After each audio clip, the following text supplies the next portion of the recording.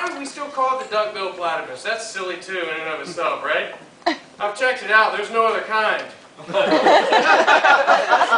are no other platypi running around out there. Duck-billed is it. We don't do that with other animals. It's a long-necked giraffe coming this way. Just the giraffe. We don't need to say duck-billed anymore, people. That's all I have to say about the duck-billed platypi. So, I was watching something else on TV. It was a movie. It was about like skiing in the 90s. Snow skiing in the 90s. Maybe it was Hot Tub Time Machine, maybe it wasn't. But it reminded me of the first time I ever went skiing. I don't know if you guys have ever been skiing. I don't know. I can't really see you. I don't know if you're old enough to have been skiing. Maybe you're just a snowboarding crowd. But I remember the first time I went skiing, I made a mistake of going with a bunch of people who'd pretty much been skiing their whole lives. And like, hey Marty, you want to come skiing with us this weekend? Like, sure. And so I figured, you know, like all I have to do, if you look like you know what you're doing, you'll know what you're doing, right? That's what I figured. So I went to the ski store to get some ski gear, so I would be able to go skiing. It turns out the only thing I could afford at the ski store was the ski mask. And I'm not talking about like the cool, back in the day they had the neoprene, like half face or lum mask or any of that stuff. I'm talking about that knit piece of shit with the 2 holes for the eyes.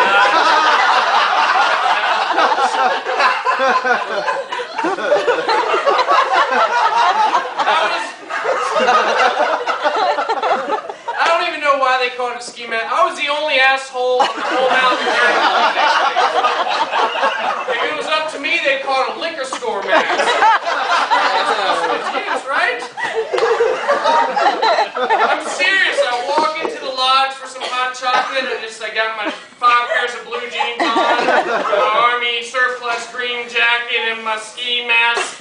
And I walk in for some hot chocolate, and they're like, everybody on the floor, he's got a gun! Next thing you know, the SWAT team's outside, preparing their weapons. What are your demands? He said he wanted some hot chocolate! The best part was the getaway, because I don't know if you've ever tried to run in those ski boots, but it's impossible. I'm like, oh! And they were chasing me the same way, ski patrol.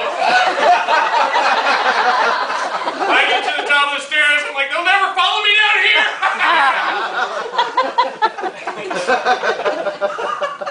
Skiing is ridiculous. Ridiculous. They have a lesson.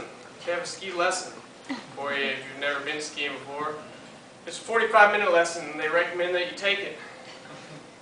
I recommend you don't waste your time.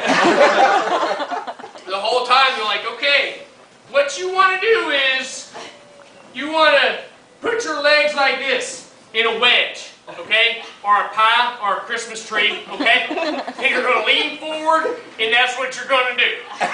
Alright? Now, you ski to me, and I'm going to ski to you. And we'll ski back and forth with the Christmas pie, back and forth. We're like the Special Olympics up there. For 45 minutes! Okay? And then they let you on your way, you graduate from the 45-minute Christmas pie, and you go down and fall down, however you get down, and you find this line at the bottom of the hill. And you're like, alright, I'm gonna get in it. That's what you do with lines, right? You get in them. So you get in this line, and as you get closer, you realize there's a chair system, and there's a chair. It's going to bring you back up to the top of the mountain, and it's just and so you're getting closer and closer, and as you get real close, you realize that the chairs are not going to stop. They're on a loop, and they keep going. And there's a guy there, and he's not going to help either because he's like, wait, wait, wait. you're on skis. Wait, go! Okay, I'm going! Here comes a chair! Wham! It hits you in the legs, you fall back, you hit your head, you're on the chair. Okay, we're there. Alright, and now you're sitting down, and you're watching all the skiers, and everything's great. And as you get closer to the top, it dawns on you, it's not going to stop at the top either. So you look at the person beside you, and they're clueless as well, probably, because you're on the bunny slope, right? You didn't go down the black diamond the first time. So you look at him, he has no clue, but they're helpful because they have instructions as you go up. They have these signs, and so it says keep your ski tips up. That's it. That's all they tell you. Oh, and put your poles in one hand, because you wouldn't want to have any balance or anything. You're sitting there on the lift, and you're like, I got my poles in one hand, my ski tip, what's up? Like, what's up? What do you mean by up? Up? Like, what? Alright? So, then you get to the top, and you stand up. Oh! And you fall down. But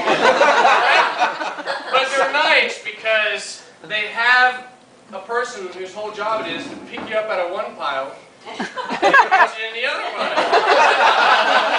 They're like, oh, thank God you're here. I really appreciate your help.